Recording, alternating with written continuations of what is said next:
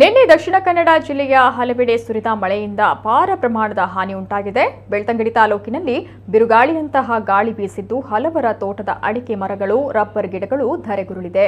ವೇಣೂರು ಸಮೀಪದ ಹೊಸಂಗಡೆ ಗ್ರಾಮ ಪಂಚಾಯತ್ ವ್ಯಾಪ್ತಿಯ ಜನತಾ ಕಾಲೋನಿಯ 8 ಮನೆಗಳ ಸಿಮೆಂಟ್ ಶೀಟ್ಗಳು ಹಾರಿ ಹೋಗಿದ್ದು ಬಡ ಜನರು ಸಹಾಯದ ನಿರೀಕ್ಷೆಯಲ್ಲಿದ್ದಾರೆ.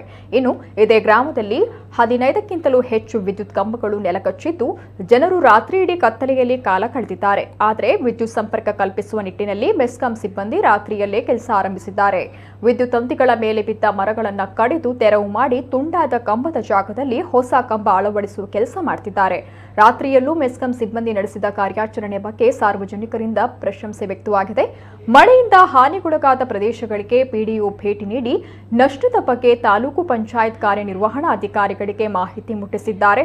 ನಿನ್ನೆಯ ಗಾಳಿ ಮಳೆಯಿಂದ ಲಕ್ಷಾಂತರ ರೂಪಾಯಿಗಳ ನಷ್ಟ ಆಗಿದೆ ಅಂತ ಅಂದಾಜಿಸಲಾಗಿದೆ.